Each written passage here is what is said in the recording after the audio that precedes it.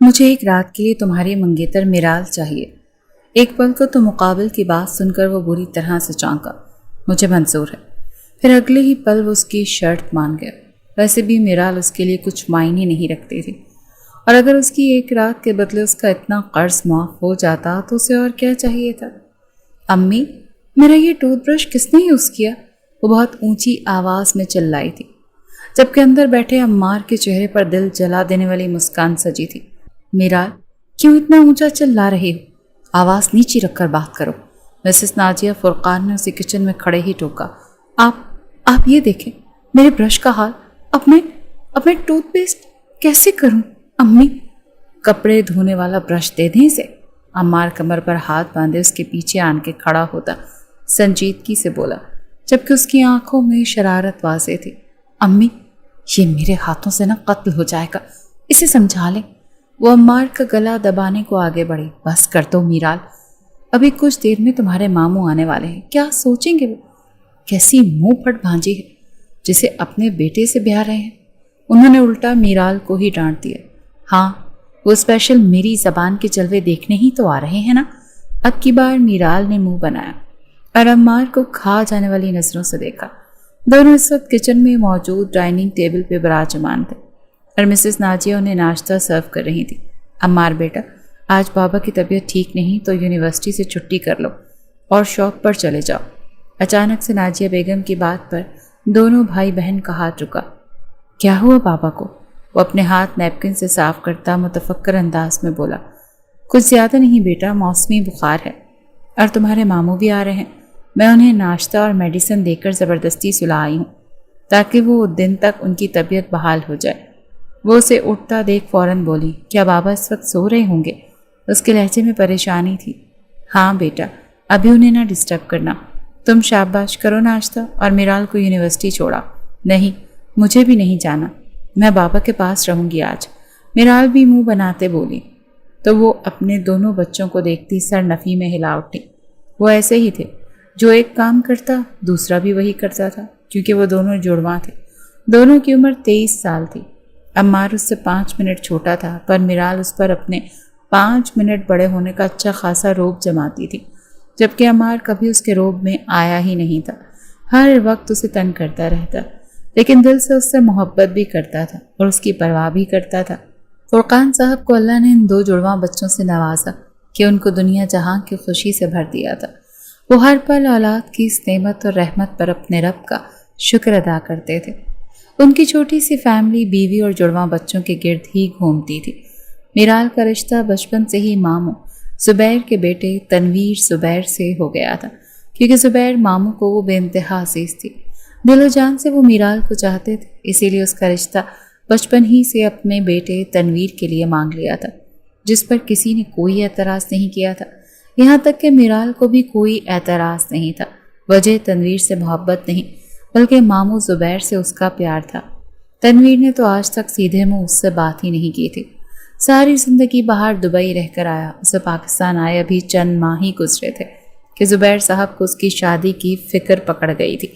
وہ ابھی اتنی جلدی شادی کے لیے راضی نہیں تھا، لیکن باپ کے آگے اسے چپ ہونا پڑا۔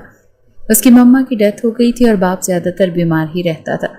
انہیں سنبھالنے کے لیے گھر میں ایک عورت کا ہونا بے حد ضروری تھا، اور پھر میرال کے آ جانے سے وہ کافی خوش ہو جاتے، اسی لیے تنویر نے چپ سادھ لی۔ عمار سارا دن باپ کی شاپ پر بیٹھا تھا۔ ان کے بہت بڑے پلازے میں شوز کی شاپ تھی۔ ورکرز کام کر رہے تھے، جبکہ وہ اس وقت کاؤنٹر پر بیٹھا کمپیوٹر پر سارا حساب ترتیب دے رہا تھا کہ اچانک 2 لڑکیاں ہنستے مسکراتے قہقہے لگاتے شاپ کے اندر داخل ہوئیں۔ عمار کی نگاہ بے اختیار ان پر اٹھی، لیکن اگلے ہی پل نظر انداز کر کے واپس اپنے کام میں مگن ہو گئے۔ تقریباً 10 منٹ گزرے تھے کہ وہ کھلکھلاتی کبھی کون سا شوز چیک کرتی، کبھی کون سا، لیکن پسند ایک بھی نہیں آ رہا تھا۔ یہ ٹرائی کرو اشنا، ہما نے ایک ہیل شوز اس کے جانب بڑھایا تو اشتیاق سے اسے دیکھتے چیک کرنے لگی۔ نہیں، یہ بھی بیکار ہے۔ اس نے وہ ہیل والا جوتا اٹھا کر دور اچھالا، جو غلطی سے وہاں موجود ورکر کے ماتھے پر جا لگا۔ کیا بدتمیزی ہے یہ؟ وہ ورکر غصہ ضبط کرتے بولا۔ ہاؤ ڈیئر یو کال می بدتمیز؟ اشنا اس کے پاس جاتے سخت غصے سے چلائی اور اگلی ہی پل اس کا ہاتھ اٹھا تھا۔ دور سے یہ ساری کاروائی دیکھتے عمار کا اب صبر کا پیمانہ لبریز ہوا تھا۔ اس سے پہلے کہ وہ لڑکی ورکر کو تھپڑ مارتی، عمار نے اس کی کلائی کو اپنی سخت گرفت میں لیا۔ اشنا نے نظروں کا رخ پھیر کر آنے والے کو دیکھا۔ آپ کی جرت کیسے ہوئی ہمارے ورکر پر ہاتھ اٹھانے کی؟ وہ سخت برفیلے انداز میں پوچھ رہا تھا، جبکہ اس کی باروک پرسنالٹی دیکھ کر وہ 18 سالہ لڑکی سخت مروب ہوئی تھی، پر ظاہر نہیں کیا۔ اس نے مجھے بدتمیز کہا۔ وہ دانت کچ کچا کر بولی، تو آپ ہیں بدتمیز؟ اس میں کچھ غلط نہیں کہا انہوں نے۔ وہ جھٹکے سے اس کی کلائی چھوڑ گیا۔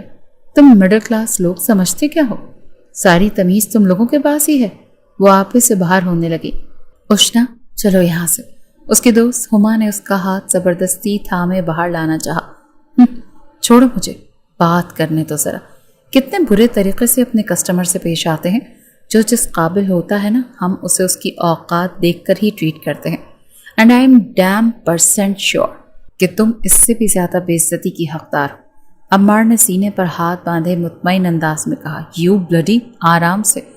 خبردار جو یہاں کھڑے ہو کر کوئی بھی گندی بکواس کے اس شاپ سے ہاتھ پکڑ کر باہر دھکے دے کر نکالوں گا۔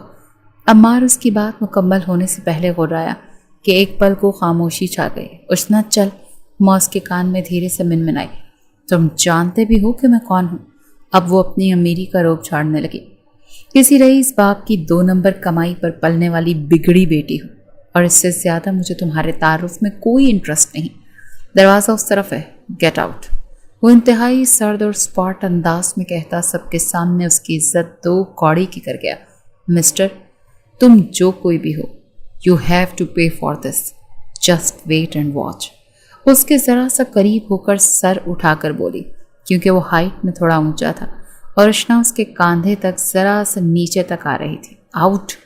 جواباً وہ غصہ ضبط کرتے چلایا تو اشنا دوست کے ہمراہ پاؤں پٹکتی وہاں سے چلی گئی۔ عمار اس ورکر کی طرف بڑھا جس کا ماتھا ایک طرف سے سوجا ہوا تھا۔ تمہیں چاہیے تھا ایک رکھ کر تھپڑ لگاتے اسے۔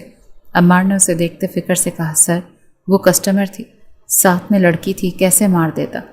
فضل حق کافی عرصے سے ان کی شاپ پر کام کر رہا تھا اور بہت ایماندار بھی تھا۔ فرقان صاحب اور عمار اس سے آنکھ بند کر کے ٹرسٹ کرتے تھے۔ تمہاری جگہ میں ہوتا تو رکھ کر ایک لگا چکا ہوتا۔ عمار نے افسوس سے کہا، سر آپ کر سکتے ہیں، آپ مالک ہیں، میں یہاں صرف ایک ورکر نہیں۔ فضل، تم صرف ایک ورکر نہیں، ہمارے لیے ایک اہم ہستی بھی ہو۔ تمہاری عزت ہماری عزت ہے، بلکہ یہاں موجود ہر ورکر کی عزت ہماری ہے۔ اگر آئندہ کوئی بھی آپ سب کے ساتھ اس طرح سے بدتمیزی کرے تو میری طرف سے پوری چھوٹ ہے اس کسٹمر کو اس کی زبان میں جواب دینا۔ وہ ایک ساتھ سب ورکرز کو بولتا سب کے دلوں پر چھا رہا تھا۔ اپنے اسی اخلاق کی وجہ سے شاپ میں اس سے بڑی عمر کے ورکر بھی اس کی دل سے عزت کرتے تھے۔ اشنا گھر لوٹ کر بھی روتی بلکتی چلاتی رہی۔ اس نے پورے کمرے کی حالت بگاڑ دی تھی۔ اسے رہ رہ کر اپنی بے عزتی یاد آ رہی تھی۔ اس کا بس نہیں چل رہا تھا وہ شخص دوبارہ سامنے آئے اور اسے زور کا تھپڑ مار کر اپنے جلتے دل کو سکون پہنچائے، اور وہ یہ سب کرنے بھی والی تھی۔ بہت جلد وہ عمار کو تھپڑ مار کر اپنی زندگی عذاب کرنے والی تھی۔ زبیر ماموں کی آمد پر سبھی خوش تھے سوائے تنویر کے۔ اس کے چہرے پر کہیں بھی خوشی کے آثار نہیں تھے۔ وہ کسی بڑے گھر میں شادی کرنا چاہتا تھا تاکہ امیر لڑکی سے شادی کر کے وہ بھی امیر ہو جائے، اور اس کے والد نے اس کے سارے پلانز کا ستیہ ناش کر دیا تھا۔ باہمی رضامندی سے اس اتوار کو باقاعدہ تنویر اور میرال کی منگنی کی رسم ادا ہو پائی تھی، اور 1 ماہ بعد شادی کی ڈیٹ فکس کر دی گئی۔ معصوم میرال، جس نے کبھی تنویر کو غور سے نہیں دیکھا تھا، اب اسے دیکھ اس کی نظروں سے اوچھل ہوتی گھبرا رہی تھی۔ اسے سمجھ نہیں آ رہا تھا وہ تنویر جیسے ریزرو بندے کے ساتھ گزارا کیسے کرے گی۔ وہ تو ہر پل بولنے والی گڑیا تھی، اور تنویر اتنا ہی سنجیدہ کم گو۔ خیر، ماموں زبیر سے اس کی گاڑھی جنتی تھی، اسی لیے وہ کافی حد تک مطمئن تھی۔ اسے اپنے ماموں زبیر کا بڑا آسرا تھا۔ سنو، یہ لو۔ وہ 2 دن سے عمار سے ناراض تھی۔ اس نے اس کا ٹوتھ برش خراب کر دیا تھا۔ اس کے بعد سے وہ اس سے بات ہی نہیں کر رہی تھی۔ آج وہ اسے ٹوتھ برش گفٹ کر رہا تھا۔ نہیں چاہیے، منہ بسوڑا رکھ لو، بہت سافٹ ہے، اس کے ریشے بھی بہت نرم ہیں، تمہارے دانتوں کے حساب سے چن کر لایا ہوں۔ وہ اس کے پاس بیٹھتا پیار سے بولا، پھر تو اسے تم رکھ لو۔ وہ منہ بنا کر بولی، کیوں؟ میرے پاس تو میرا ہے نا۔ ہے نہیں تھا، وہ میں نے ساتھ والے انکل کے بیٹے کاشف کو دے دیا۔ اب اس کا یوز کیا ہوا تم تھوڑی نہ استعمال کرو گے۔ اس کی بات سنتے عمار کو اس کے کالے پیلے دانت یاد آئے۔ और वो करंट खाता मीराल के पास से उठा। तुम? छी, यक, गंदी, इसको दे दिया? इतना महंगा टूथ ब्रश था वो मेरा। अम्मार को शौक लगा। हाँ, अब ये जो मेरे लिए लाए हो ना, तुम रख लो, तुम्हें इसकी ज़रूरत पड़ेगी। वो उसका गाल खींचती मुस्कुराई और अम्मार उसे बस घूर कर रह गया। वो 5 दिन से लगातार उस मॉल में आती, उसकी शॉप के बाहर खड़ी हो जाती। उसे अपनी बेइज्जती का बदला उसे थप्पड़ मार कर लेना था, और वो थप्पड़ उसे सबके सामने जब तक मार ना लेती उसे सुकून नहीं आना था। पर वो आ ही नहीं रहा था। कुछ दिन तो एक बुजुर्ग ही आके वहाँ बैठते रहे, शायद वो उसके बाबा थे, पर आज तो वो भी नहीं आए थे। बिल आखिर वो प्लाजा के अंदर जाती, उसकी शॉप में घुसी। क्या है, ऐसे क्या देख रहे हो? लठ मारने वाले अंदाज में कहा। आपको कुछ चाहिए? हाँ। वो अफजल को जवाब देती इधर उधर देखने लगी। वो जो यहाँ काउंटर पर्सन बैठा था वो कहाँ है? धीरे से पूछा। आपको उनसे क्या काम? अफजल के माथे पर बल पड़े। देखो, मुझे ना तुमसे भी सॉरी कहना था ना, उस दिन तुम्हें जानबूझकर नहीं, गलती से लगा था। और वो जो यहाँ खड़ूस सा बंदा था उसको भी सॉरी कहना था। अब वो आ ही नहीं रहा तो कैसे बोलूं? एड्रेस दे दो उसका, उसे भी सॉरी बोल दूं ताकि मेरे इस दिल से बोझ हट जाए। वो बहुत ड्रामाई से अंदाज में बोली कि अफजल मासूम उसकी बात पर यकीन कर बैठा। आप फिर कभी आ जाना, आज उनकी बहन की मंगनी है तो वो नहीं आएंगे। अफजल ने रुख फेरते सर्द लहजे में कहा। मंगनी? उष्णा के तो दिमाग में नई बात आ गई।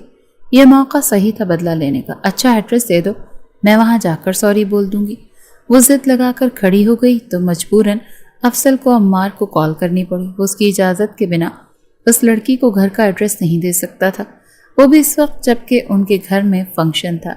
पर अम्मार ने कॉल अटेंड न की और दूसरी तरफ उष्णा भी पीछे नहीं हट रही थी। अजीब मुश्किल में फंस गया था। हर आने जाने वाला कस्टमर उन्हें देख रहा था, तो ना चाहते हुए भी अफजल को उस लड़की को अम्मार के घर का एड्रेस देना पड़ा और वो बहुत खुशी से बाहर निकली। अब देखना कैसे सबके सामने तुम्हें थप्पड़ मारकर अपना बदला लेती हूँ। वो गाड़ी को अब उसके घर की तरफ मोड़ चुकी थी। अम्मार, देख तो लो, किसी चीज़ में बेटा कमी ना रह जाए। बस तुम्हारे मामू लोग मंगनी के लिए आने ही वाले होंगे। मैं ज़रा मीराल को देख लूँ, मिसेस नाजिया ने बेटे को कहते खुद मीराल के कमरे की जानिब कदम बढ़ाए तो वो धीमा सा मुस्कुरा दिया। अपनी माँ की उजलतबाजी वो सुबह से देख रहा था, ऐसे जैसे उनकी बेटी की मंगनी नहीं बल्कि आज रुखसती है। घर के बैक एरिया में जहाँ बागीचा था, अम्मार ने बहुत खूबसूरती से टेंट सर्विस के ज़रिए उसे एक मार्की की शक्ल दे दी थी। छोटा सा प्यारा सा स्टेज भी बनाया था। मीराल को गुलाब और मोती के फूल बहुत पसंद थे, इसीलिए उसने स्पेशल स्टेज उसका बनवाया था। खाने पीने का तमाम इंतज़ाम वो देख रहा था। मेहमान बहुत कम ही थे जिनको मदऊ किया था, लेकिन फिर भी अम्मार किसी किस्म की कमी नहीं छोड़ना चाहता था। आखिर को उसकी इकलौती बहन की मंगनी थी। सारे इंतजामात मुकम्मल हो गए थे। मामू ज़ुबैर अपने बेटे तनवीर और चंद अजीज़ व अकारिब के साथ अंदर दाखिल हुए। अम्मार और फुरकान साहब ने बहुत अच्छे से उनका इस्तकबाल किया और उन्हें ले जाते मखसूस नशिस्त पर बिठाने लगे। लगता है वो लोग आ गए। आज तो मेरी बच्ची आसमान से उतरी परी ही लग रही है। अल्लाह मेरी बच्ची के नेक नसीब करे, आमीन। नाजिया बेगम मीराल का माथा चूमे बाहर निकल गई, जबकि मीराल आईने में खुद को देखती खुद भी हैरान हो रही थी। वो आम दिनों में कभी मेकअप करती ही नहीं थी।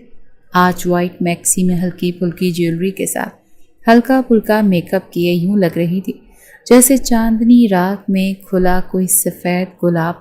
वो खुद ही शर्मा कर नजरें चुरा गई। उसकी 2 दोस्तें भी पहुंच चुकी थी, निशा और अंबर, और इन दोनों के लेट आने पर वो उनसे नाराज़ भी हो रही थी और वो उसे मना रही थी। उस पर बड़ी सी शॉल ओढ़ाए उसे बाहर स्टेज की तरफ लाया गया तो सभी ने उसके आने पर तालियां बजाकर उसका इस्तकबाल किया। वो लज्जाई घबराई सी स्टेज पर जाकर तनवीर के साथ बैठी थी। एक तरफ तनवीर बहुत खामोश, संजीदा, रिजर्व से बैठा था, जबकि उसकी दूसरी जानिब मीराल थोड़ा घबरा रही थी। भाई साहब, आप अंगूठी पहनाए ना, नाजिया बेगम ने अपने भाई ज़ुबैर से कहा तो सबकी तालियों की गूंज में उन्होंने मीराल को तनवीर के नाम की अंगूठी पहना दी। तो वहीं दूसरी तरफ नाजिया बेगम ने अपने शौहर फुरकान की मोइयत में तनवीर को मीराल के नाम की अंगूठी पहनाई। ये सारे लम्हे अम्मार अपने कैमरे में क्लिक कर रहा था। सभी के चेहरों पर खुशी की लहर थी सिवाय तनवीर के, जिसे अम्मार बहुत गहराई से महसूस कर रहा था लेकिन खामोश था। शायद उसकी तबीयत ही ऐसी थी। अब मिठाई खिलाई जा रही थी। अम्मार भी स्टेज पर पहुंचता बहन और बहनोई को मिठाई खिलाता उन्हें गिफ्ट देता नीचे उतरा। ابھی وہ واپس کیمرہ لیتا، دوبارہ سے اسٹیج پر فوکس کرتا کہ ایک دم سے کسی نے جھٹکے سے اسے اپنی جانب موڑ دے، اس کے منہ پر زوردار تھپڑ رسید کیا کہ بے دہانی میں ہی بدلے میں عمار کا ہاتھ بھی اٹھا، لیکن سامنے کھڑی لڑکی کو دیکھ اس کا ہاتھ ہوا میں ہی معلق رہ گیا۔ ہر طرف ایک خاموشی چھا گئی، سب کی نظریں ان دونوں پر جا ٹکیں۔ اشنا کی آنکھوں میں شدید نفرت تھی تو عمار کی آنکھوں میں شدید غصہ۔ مارو، رک کیوں گئے؟ اشنا نے اسے نفرت سے بولتے اکسایا، جبکہ فرقان صاحب سمیت سبھی اسٹیج سے اٹھ کھڑے ہوئے۔ عمار، کیا ہو رہا ہے یہ سب، اور کون ہے یہ لڑکی؟ فرقان صاحب نے غصہ ضبط کرتے ہوئے بیٹی کی جانب دیکھتے ہوئے پوچھا تو اشنا نے ان کی جانب دیکھا، جیسے کہہ رہی ہو کہ آپ کا بیٹا کیسے بتائے گا، میں بتاتی ہوں۔ جبکہ عمار ابھی غصہ ضبط کیے سخت انداز میں اس لڑکی کو دیکھ رہا تھا جو اس سے کافی چھوٹی تھی، لیکن اس کا یوں سب کے سامنے عمار کو تھپڑ مارنا عمار کو ہی غلط ثابت کر رہا تھا، جیسے عمار نے اس کے ساتھ کچھ غلط کیا ہو۔ کیا بدتمیزی ہے عمار، کون ہے یہ لڑکی؟ اسے لے کر جاؤ یہاں سے، سب مہمان تماشا دیکھ رہے ہیں۔ نازیہ بیگم نے عمار کے کان میں جا کر دھیرے سے بولتے اسے جھنجھوڑا۔ وہ جو بت بنا کھڑا تھا، یہ آپ کا بیٹا ہے تو معاف کیجیے گا، ان کی تربیت پر تھوڑا غور کر لیں، انہیں تمیز سکھائیں کہ لڑکیوں سے بات کیسے کرتے ہیں، انہیں ذرا تمیز۔ اشنا کی بات اس کے منہ میں ہی رہ گئی جب عمار نے اسے کلائی سے سختی سے پکڑتے وہاں سے باہر لے جانے کے لیے قدم بڑھائے۔ نازیہ بیگم تو چھٹانگ بھر کی لڑکی کی باتیں سن کر سکتے کے عالم میں پلٹ کر اپنے شوہر کو دیکھنے لگی۔ جہاں کچھ دیر پہلے سب کے چہرے پر آسودگی اور مسکان تھی، تب پریشانی اور فکر نمایاں تھی۔ اچانک وقت اور حالات کیسے بدل گئے کسی کو اندازہ ہی نہ ہو سکا۔ عمار خاندان کا سب سے سلجھا ہوا اور سمجھدار لڑکا تھا، آج تک کبھی کسی نے بھی اس پر انگلی نہیں اٹھائی، وہ تو ہمیشہ ہر ایک سے لمٹ میں رہ کر بات کرتا تھا۔ پھر آج ایک انجان لڑکی نے کیسے آ کر اس پر نہ صرف ہاتھ اٹھایا بلکہ سب کے سامنے اس کی اچھی خاصی بے عزتی بھی کر دی، اس کی تربیت پر بھی انگلی اٹھا گئی۔ یہ سب کچھ سہن کرنا فرقان صاحب کے بس کی بات نہ ہوئی۔ وہیں اسٹیج پر ایک کرسی پر ڈھہ سی گئی۔ بابا جان، آپ ٹھیک ہیں؟ میرال فوراً ان کے گھٹنے میں آ کر بیٹھے تو انہوں نے ایک نظر میرال کی جانب دیکھا، اس کے سر پر شفقت بھرا ہاتھ رکھتے ہوئے اسبات میں سر ہلایا، جبکہ تنویر تو منہ ہی بناتا ادھر ادھر دیکھنے لگا۔ نازیہ بیگم مہمانوں کو دیکھتی ایک پھیکی سی مسکان دے گئی تھی۔ شاید لڑکی کو کوئی غلط فہمی ہوئی ہے، آپ پلیز آ جائیں سب اس طرف۔ زیدی بیٹا کھانا کھول دو مہمانوں کے لیے۔ نازیہ بیگم کی توجہ اس منظر سے ہٹاتی باری باری سب کو کھانے کے لیے کہتی آگے بڑھ گئی۔ زبیر صاحب مہمانوں کو اٹینڈ کرنے لگے۔ زبیر صاحب کی طبیعت تھوڑی سی ناساز ہو چکی تھی، اسی لیے زبیر صاحب نے خود سب مہمانوں کو ہینڈل کرنا مناسب نہ سمجھا۔ اس تمام عرصے میں تنویر بالکل خاموش رہا، جیسے اس کا اس معاملے سے کوئی تعلق ہی نہیں۔ وہ تو میرال سے بھی کوئی تعلق نہیں بنانا چاہتا تھا، بس اپنے باپ کے مجبور کر دینے پر وہ یہاں منگنی کے لیے آ گیا تھا، لیکن وہ اس منگنی کو نکاح تک لے کے جاتا یا نہیں، یہ ابھی وہ ڈیسائیڈ نہیں کر پایا تھا، کیونکہ اسے میرال کی خوبصورتی، ذات کی شرافت سے کوئی غرض نہیں تھی۔ اسے بس ایک امیر لڑکی چاہیے تھی، بے شک وہ خوبصورتی میں میرال کے برابر نہ بھی ہوتی، لیکن پیسے والی ہوتی۔ عمار اشنا کی کلائی سختی سے جکڑے باہر لایا اور جھٹکے سے چھوڑا۔ کیا بےہودگی ہے یہ، عمار نے دانت پر دانت پیستے اسے دیکھتے کہا، لیکن اچانک پھر اپنی آواز کو تھوڑا سا دھیما کر گیا۔ تمہیں یہاں کا ایڈریس کس نے دیا اور کیوں آئی ہو تم یہاں؟ عمار کی آنکھوں سے غصے کے شعلے لپک رہے تھے۔ کیوں؟ برا لگا میرا یہاں آنا یا میرا تمہیں سب کے سامنے تھپڑ مارنا؟ تمہیں لگا تم وہاں اپنے ورکرز کے سامنے میری انسلٹ کرو گے تو میں چپ کر کے بیٹھ جاؤں گی؟ ہرگز نہیں۔ تم ابھی اشنا بخاری کو جانتے نہیں۔ میں ایک بار جب ضد پر اڑ جاؤں تو پھر میں اینڈ پہ بھی کیوں سامنے والے کو برباد کر کے رکھ دیتی ہوں۔ آج کا تھپڑ تمہاری زندگی کا بہترین سبق ہوگا، آئندہ کبھی میرے منہ مت لگنا۔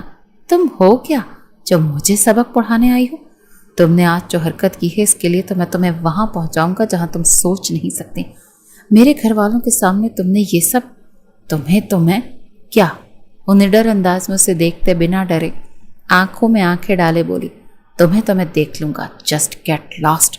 وہ اپنے ارد گرد احتیاط سے دیکھتا اسے باہر کی جانب دھکا دے گیا کہ وہ بمشکل گرنے سے بچے، اور پلٹ کر اسے تنزیہ نظروں سے دیکھا اور واپس اپنی گاڑی کی جانب بڑھ گئی، کیونکہ جو اس نے کرنا تھا وہ کر چکی تھی، اپنا بدلہ وہ لے چکی تھی۔ اب وہاں مزید کھڑے ہو کر اس سے بحث کرنے کا کوئی ارادہ نہیں تھا۔ بلکہ اب وہ اپنے گھر جا کر پارٹی کرنے والی تھی۔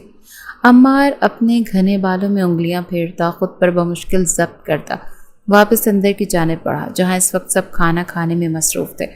اس کی نظر بے اختیار اپنی فیملی کی جانب اٹھی۔ فرقان صاحب جیسے اسی کا انتظار کر رہے تھے۔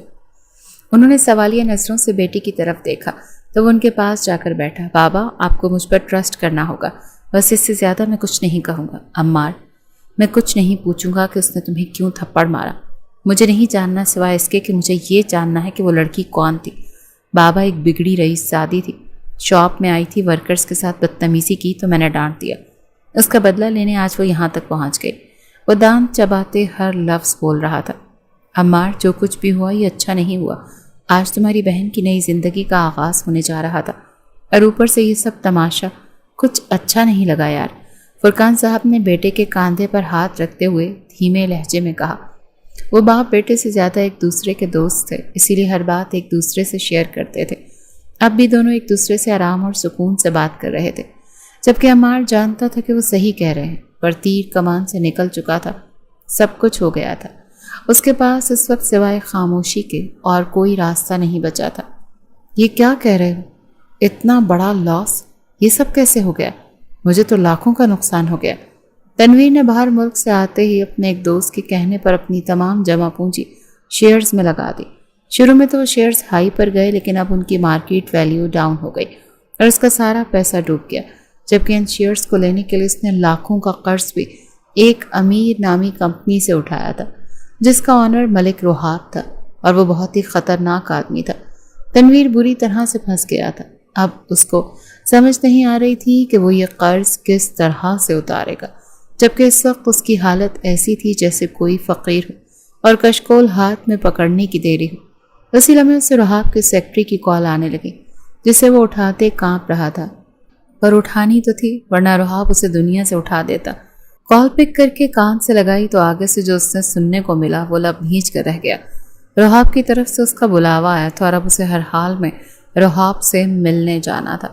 یقیناً اس تک بھی تنویر کی بربادی کی خبر پہنچ چکی تھی۔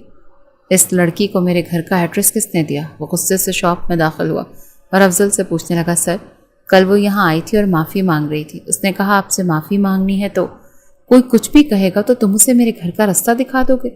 عمار کا بس نہیں چل رہا تھا کہ آج وہ افضل کو سیدھا کر کے رکھ دے۔ سر، وہ ضد لگا کر کھڑی ہو گئی تھی۔ افضل بھائی کے ساتھ کتنی دیر یہاں کاؤنٹر پر کھڑی رہی۔ مجبور ہو کر افضل بھائی نے نمبر دیا۔ علی شیر نے بیچ میں آتے عمار کو ساری بات بتائی۔ ہماری دکانداری خراب کر رہی تھی وہ، مزید گویا ہوا، اور کل وہاں گھر آ کر اس نے سارا فنکشن برباد کر دیا۔ مجھے سب گھر والوں کے سامنے اس نے… عمار غصے سے اپنی بات ہی نہ مکمل کر پایا۔ آئندہ وہ منحوس لڑکی کہیں بھی نظر آئے، اس شاپ کے ارد گرد بھی بھٹکتی ملے تو اسے دھکے دے کر اس ایریا سے باہر نکالنا، یہ میرا تم سب کو سختی سے آرڈر ہے۔ وہ سب کو انگلی اٹھا کر وارن کرتا واپس شاپ سے نکل گیا۔ پتہ نہیں وہ لڑکی چاہتی کیا ہے، کیوں پیچھے پڑ گئی ہے؟ میں نے عمار سر کو کبھی اتنا غصے میں نہیں دیکھا، بہت سیلفش لڑکی ہے۔ نہ جانے کل عمار سر کے گھر جا کر کیا کیا ہوگا اس نے۔ علی شیر نے افضل کے کاندھے پر ہاتھ رکھتے اسے تسلی دی، جبکہ وہ خاموش رہا۔ سب اعداد و شمار روحاب کی ٹیبل پر موجود تھے، سب فائلز کھلی تھیں جو تنویر کی بربادی کا منہ بولتا ثبوت تھی۔ ان سب پر فائلز کو دیکھتے ہوئے تنویر کچھ بول ہی نہ پایا، جبکہ روحاب ونڈو کے پاس کھڑے سگریٹ سلگاتے اس کا کش لیتے اس کی جانب مڑا۔ 50 لاکھ کا قرض اٹھایا ہے تم نے ہماری کمپنی سے، تمہاری قابلیت دیکھ کر تمہیں یہ قرض دیا اور تم نے سارا ڈبو دیا۔ اب تم مجھے صاف لفظوں میں بتاؤ کہ میرے 50 لاکھ کیسے لوٹاؤ گے؟ روحاب ملک کی بات پر تنویر سوچوں میں غرق ہو گیا۔ مسٹر روحاب ملک کے پاس ساری زندگی بھی ملازموں کی طرح کام کرے تو بھی 50 لاکھ پورے کر کے نہیں دے سکتا تھا۔ اسے سمجھ نہیں آ رہا تھا کہ اس کے ساتھ یہ سب کیا ہو گیا۔ اس کا جی چاہا یہ کوئی خواب ہو، بھیانک خواب، اور اس کی آنکھ کھلے اور سب ٹھیک ہو جائے۔ آپ جانتے ہیں میں راتوں رات ڈوبا ہوں، مجھے تھوڑا وقت دیں، مجھے سنبھلنا ہے، اور میں وعدہ کرتا ہوں آپ کی ایک ایک پائی چکا دوں گا۔ کب؟ آگے سے سوال آیا۔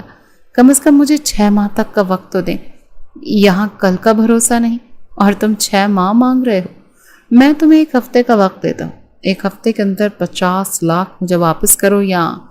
روحاب چیئر پر بیٹھتا، سگریٹ کا دھواں ہوا میں چھوڑتا تنویر کو گہری نظروں سے دیکھنے لگا۔ شاید کوئی سیکنڈ آپشن بھی تھا، تنویر نے اسے سوالیہ نظروں سے دیکھا۔ یا اپنی منگیتر کو ایک رات کے لیے مجھے دے دو۔ رحاب کی بات سنتے تنویر کے ہاتھ کی مٹھیاں سختی سے بھینچی، چہرے پر ایک دم کرختگی چھا گئی۔ آپ حد سے بڑھ رہے ہیں ملک صاحب، میری منگیتر میری عزت ہے اور آپ مجھ سے میری عزت مانگ رہے ہیں۔ وہ ایموشنلی غصہ ضبط کرتے بولا، تو ٹھیک ہے، 1 ہفتے کے اندر 50 لاکھ لے آؤ، ورنہ پھر انجام کے ذمہ دار تم خود ہوگے۔ وہ سگریٹ کو ایسٹرے میں مسلتا اٹھا اور دروازے کی جانب پیش قدمی کی۔ آپ میری منگیتر کو کیسے جانتے ہیں؟ تنویر کے سوال پر وہ ایک لمحے کو رکا اور دھیما سا مسکرایا۔ میں اپنے سے جڑے سب لوگوں کے ساتھ ساتھ ان کی فیملی پر بھی نظر رکھتا ہوں، اور کچھ دن پہلے ہی تمہاری منگنی جس لڑکی سے ہوئی ہے وہ ایک اپسرا ہے، خوبصورت حسینہ، اور خوبصورتی ملک رحاب کی نظروں سے چھپ نہیں سکتی۔ 1 ہفتہ ہے، اچھے سے سوچ لو کیا کرنا ہے۔ بات تو صرف 1 رات کی ہے، تمہارا سارا قرض معاف ہو جائے گا اور تمہیں تمہارے قدموں پر واپس کھڑے ہونے میں بھی مدد کر دوں گا۔ فیصلہ تمہارا ہی ہوگا، کیونکہ میں زبردستی کا قائل نہیں۔ ملک رحاب کے پاس اتنا پیسہ ہے کہ وہ ہر دنیا کی ہر چیز خرید سکتا ہے، پھر چاہے وہ انسان ہی کیوں نہ ہو۔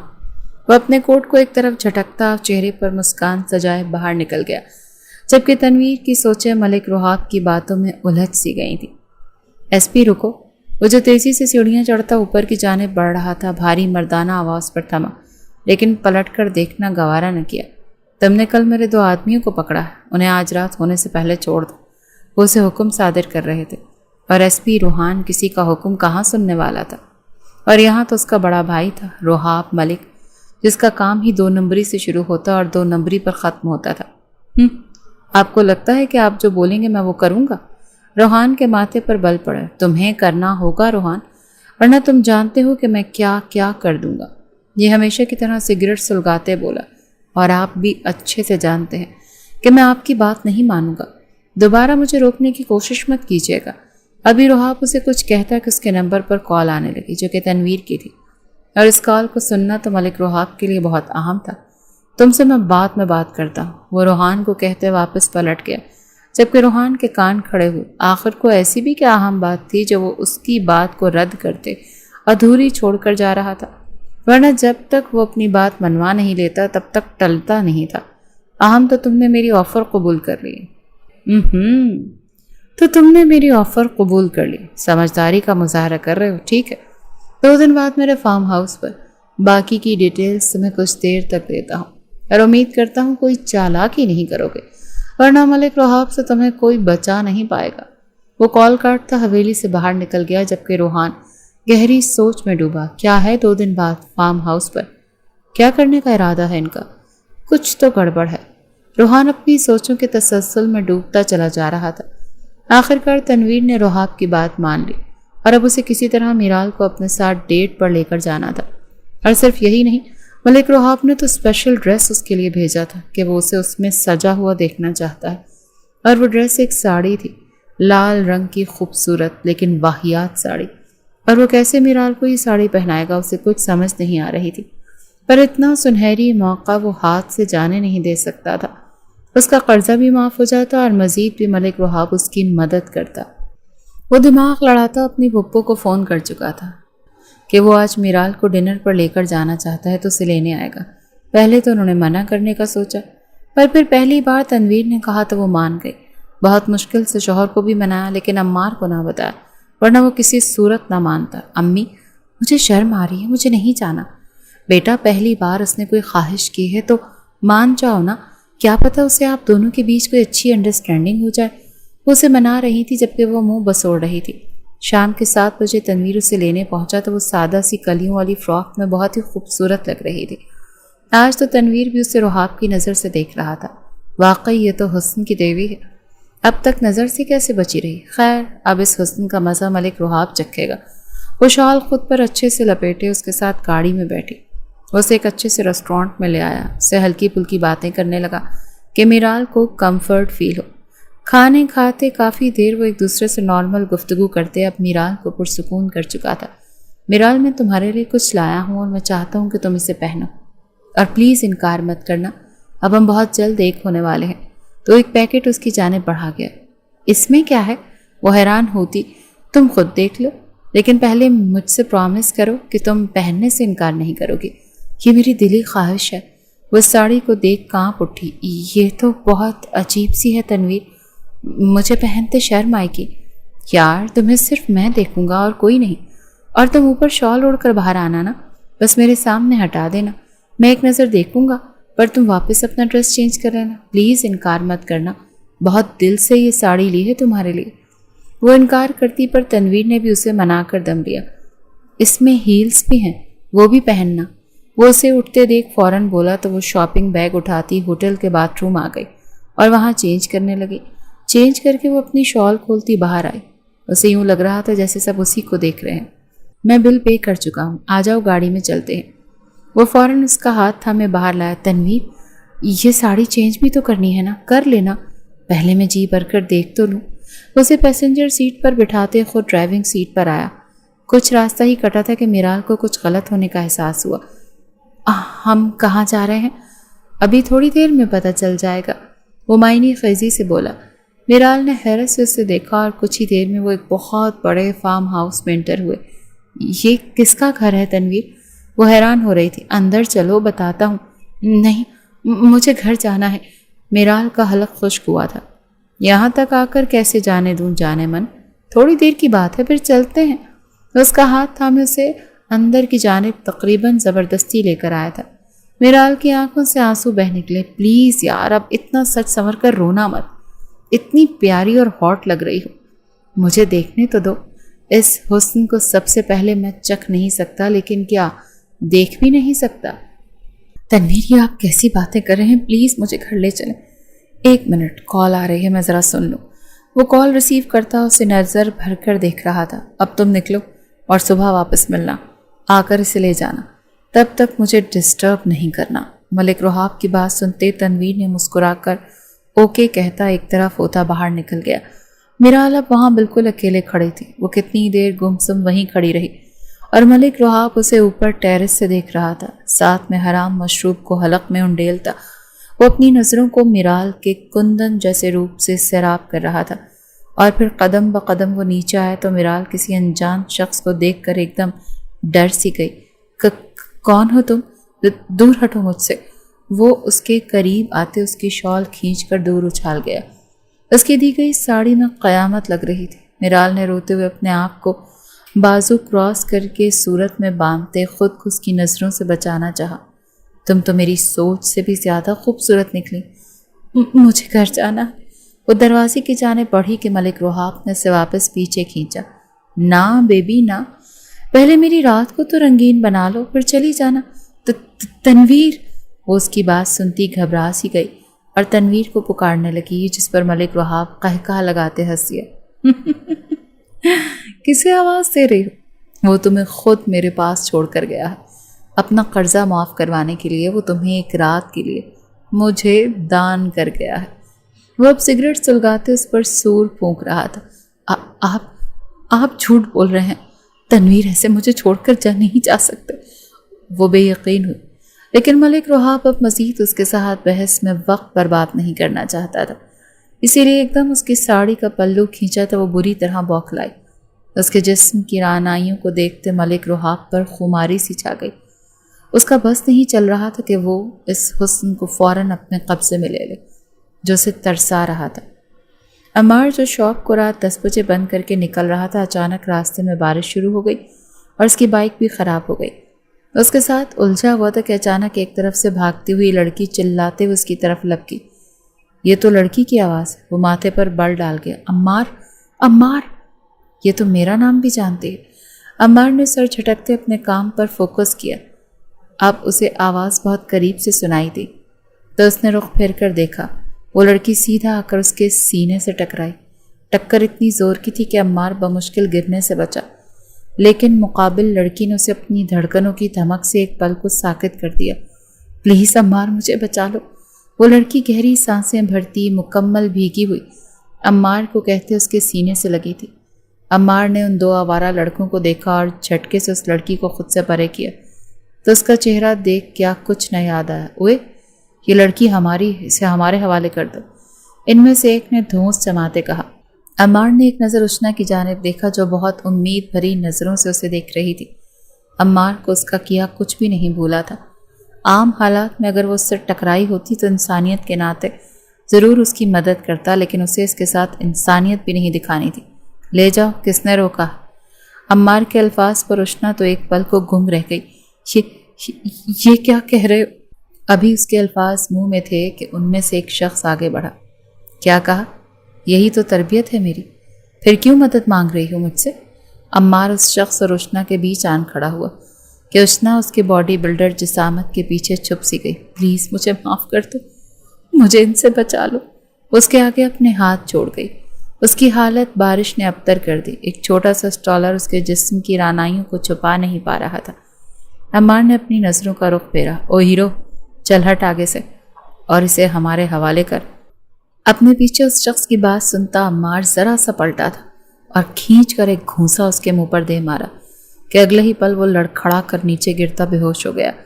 اس کی حالت دیکھتا دوسرا تو کچھ پل اپنی جگہ سے ہل ہی نہ پایا، لیکن پھر ایک دم آگے بڑھ کر عمار پر وار کرنا چاہا۔ عمار ایک طرف ہوتے اسے ڈوش دیتا، اس کے پیٹ میں ٹانگ مارتا، اسے پرے اچھال گیا۔ وہ پیٹ پر ہاتھ رکھتا چیخا تھا اور پھر وہاں سے بھاگ نکلا۔ اشنا تو اس کی دمدار لڑائی 2 منٹ میں ہی ختم ہوتے دیکھ ساکت تھی۔ اسے نظر انداز کرتا وہ واپس اپنی بائک کی جانب بڑھا اور اسے چیک کرتے اب سٹارٹ کر رہا تھا۔ پلیز عمار میری بات سنو۔ اس کے سامنے آ گئی، وہ رو رہی تھی اور عمار کو دیکھے جا رہی تھی۔ بائک سٹارٹ ہو چکی تھی۔ پلیز مجھے معاف کر دو، میں نے تمہارے ساتھ اتنا کچھ غلط کیا، تم نے پھر بھی میری مدد کی۔ وہ پھر سے اس کے سامنے ہاتھ جوڑ گئی۔ عمار نے غصے سے اپنی بائک کا کلچ دبایا اور ایک جھٹکے سے ریس دی۔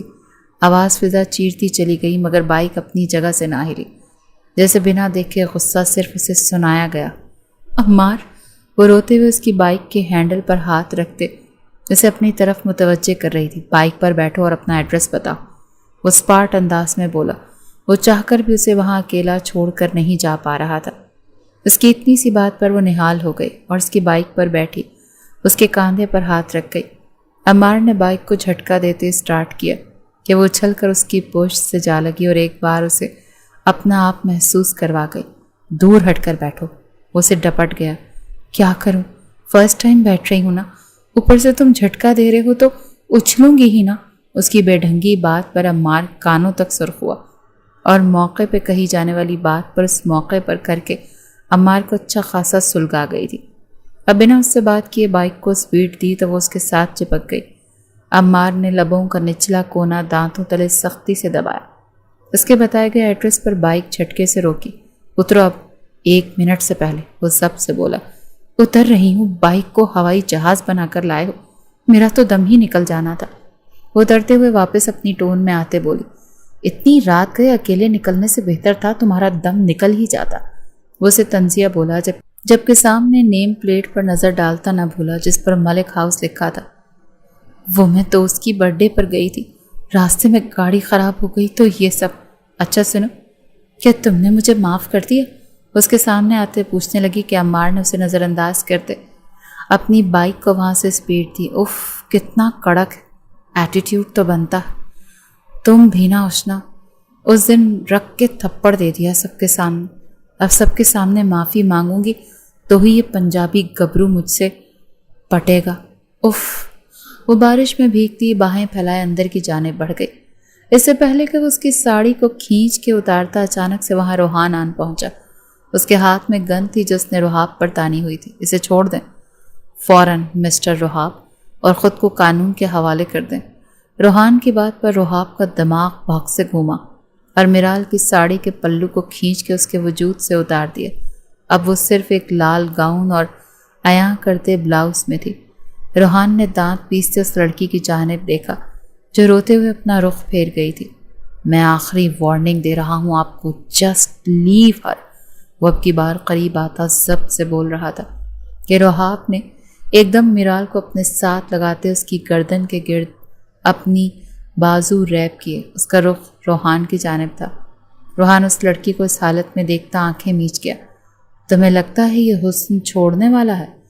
میں نے اس کی رقم ادا کی، آج رات اسے نہیں چھوڑوں گا، یہ تو طے ہے۔ روحاب نے میرال کی سراہی دار گردن ناک رب کرتے اس کی خوشبو کو اپنے اندر اتارتے کہا۔ اسی وقت روحان کی گند سے ایک گولی چلی جو سیدھی روحاب کے بازو میں پیوست ہوئی۔ روحاب نے حیرت سے اپنے چھوٹے بھائی کو دیکھا۔ وہ جھٹکا کھا کر پیچھے ہٹا کے میرال اس سے دور ہوتی روحان کی طرف لپکی اور اس کو خود کا محافظ گردانتی اس کے سینے میں جا چھپی۔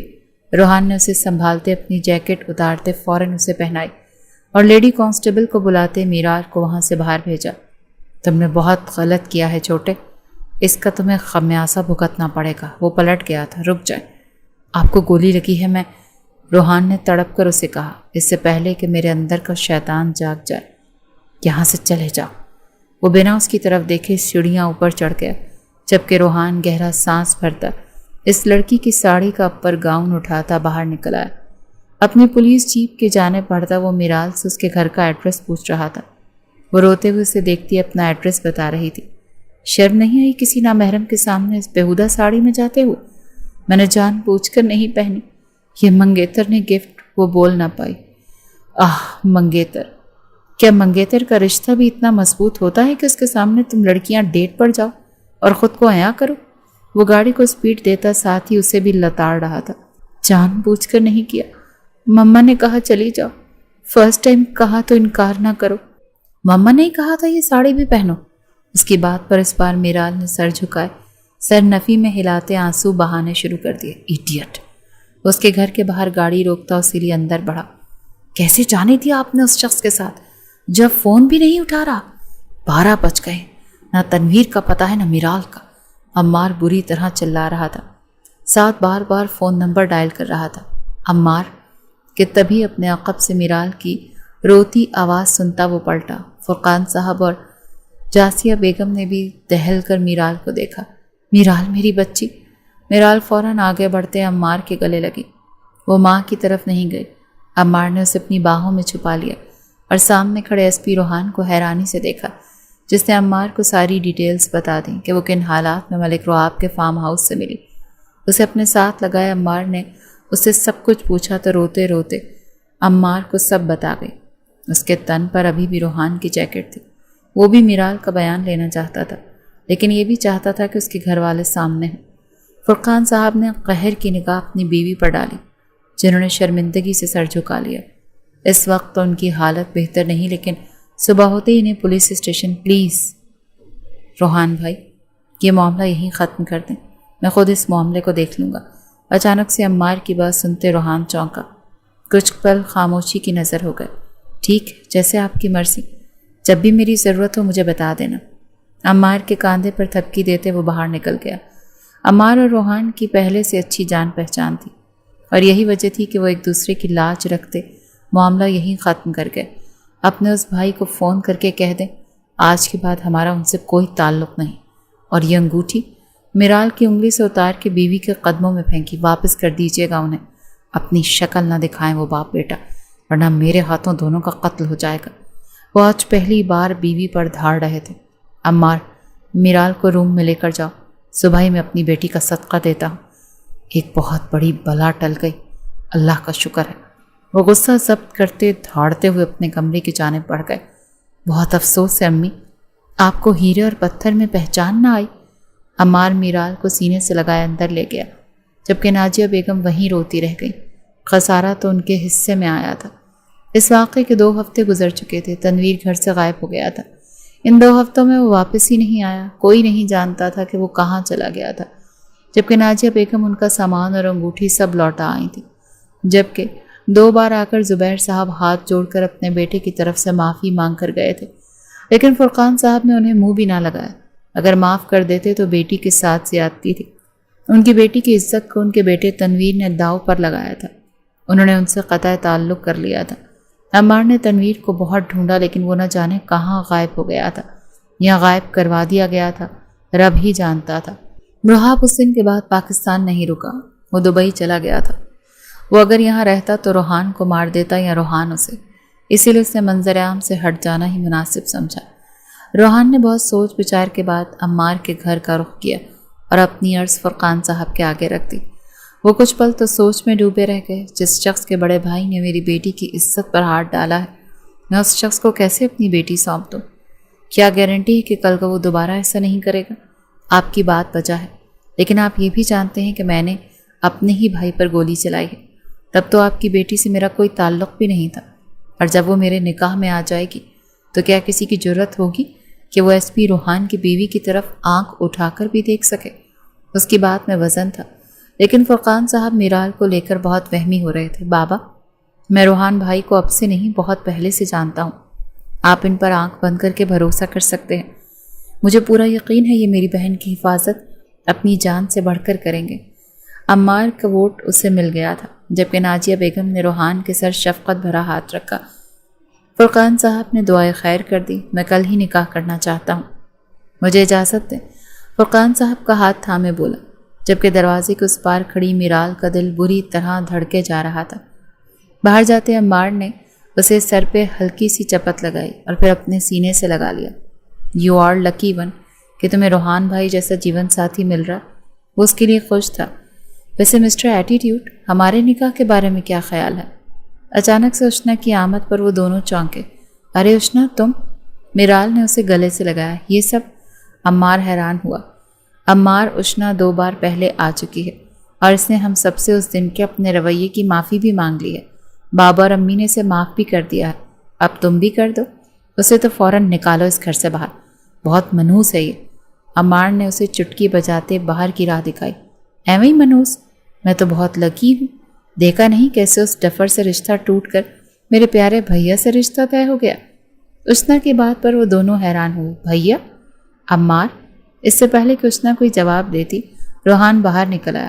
اشنا میری ہی بہن ہے، اور اس دن اس نے جو کچھ کیا مجھے بتا دیا ہے۔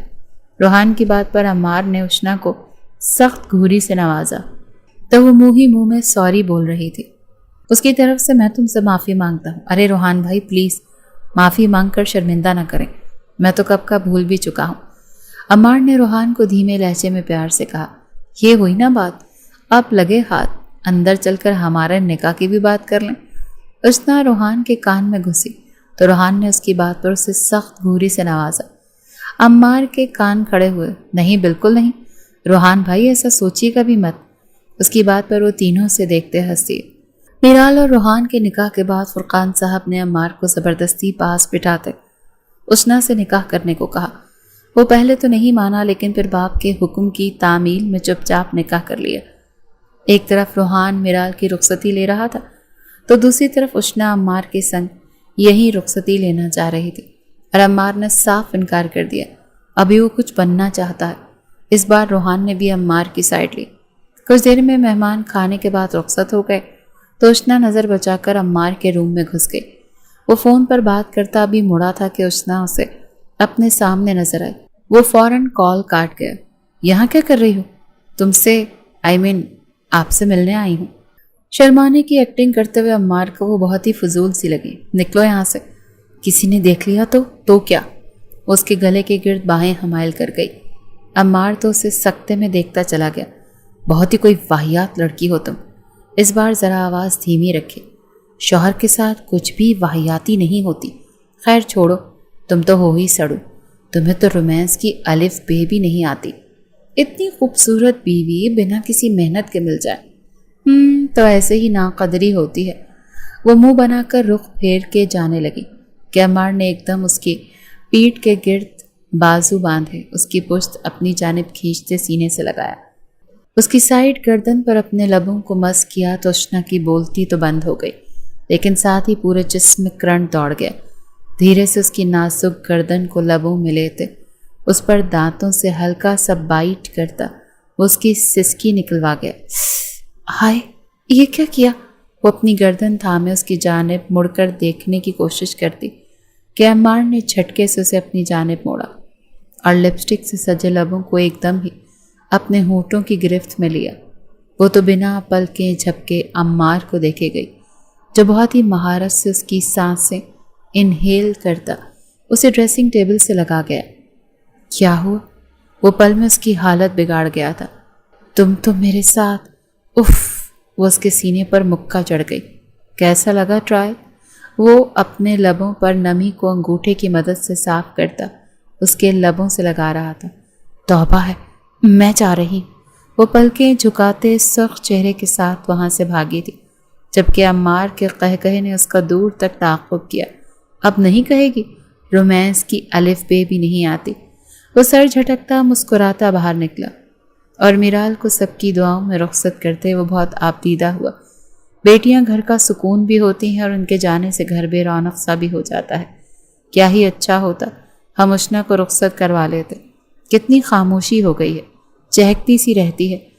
اب دعا کر دیا کریں ناجیہ، اللہ ہماری بچیوں سمیت سب کے نصیب اچھے کرے، آمین۔ دروازہ کھلا تو حجلہ عروسی میں روحان نے آتے اسے سلام کیا۔ پہلی بار یوں اجنبی سے اپنا پن چھلکا تھا۔ اس کا گھونگھٹ الٹتے وہ اسے دیکھتا رہ گیا، اور اس پر پیسے وارتا وہ ایک طرف کو رکھتا صبح کسی فقیر کو دینے کا ارادہ باندھ گیا۔ یا آپ کی منہ دکھائی، ایک ڈائمنڈ بریسلٹ اس کی جانب بڑھایا تو میرال نے اپنی کلائی آگے کر دی۔ روحان نے وہ بریسلٹ اسے خود پہنا دیا۔ بہت پیارا ہے، میرال نے تعریف کی۔ تمہاری کلائی میں آ کر زیادہ خوبصورت لگ رہا ہے۔ وہ اس کا ہاتھ تھامے اسے سہلاتے ہوئے بولا تو وہ شرما کر پلکیں جھکا گئی۔ اس کے سر سے دوپٹہ ایک طرف کرتے وہ اس کی رعنائیوں کو دیکھتا خود پر ضبط کرتا پیچھے ہٹا۔ جائیں چینج کر لیں، کمفرٹیبل ہو جائیں گی۔ میرال چینج کر کر آئی تو وہ ایس پی صاحب پہلے ہی بیک گراؤنڈ سے ٹیک لگائے بیٹھے اسی کا انتظار کرتے موبائل اسکرولنگ کر رہے تھے۔ اس کے بستر پر ایک طرف ٹکتے ہی روحان نے لائٹس آف کر دیں۔ یہ آن کر دیں پلیز، مجھے ڈر۔ میرال کے الفاظ ابھی منہ میں ہی تھے۔ روحان نے اسے اپنے سینے سے لگا لیا۔ میرے ہوتے ہوئے تمہیں ڈرنے کی ضرورت نہیں۔ اس کے ماتھے پر لب رکھتا دھیرے سے اس کے لبوں پر جھکا تھا۔ اس کے لمس میں اس قدر پاکیزگی اور عقیدت تھی کہ میرال بھی اپنی جھجک دور کرتی اپنے محرم کو اپنا آپ سونپ گئی۔ دبئی کی ایک اونچی بلڈنگ کے 30ویں فلور کے ایک روم میں کھڑا وہ شخص موبائل پر اس لڑکی کو اپنے بھائی کی دلہن کے روپ میں دیکھ رہا تھا۔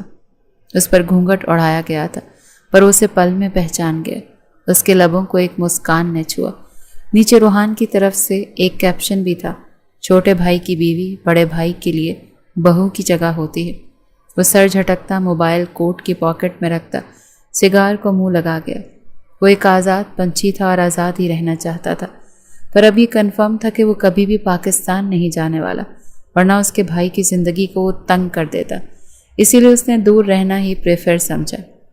ارے جا کہاں رہے؟ یہ سارے فساد کی جڑ تنویر کہاں؟ اس کا حال بھی دیکھتے ہیں۔ ایک پرانی بند کال کوٹری میں وہ رسیوں سے جکڑا ہوا زخموں سے چور گن گن کر سانسیں لے رہا تھا، کیونکہ اس کی موت کا وقت ابھی مقرر نہیں ہوا تھا، جبکہ باقی سب اپنی اپنی زندگی کی طرف لوٹ چکے تھے۔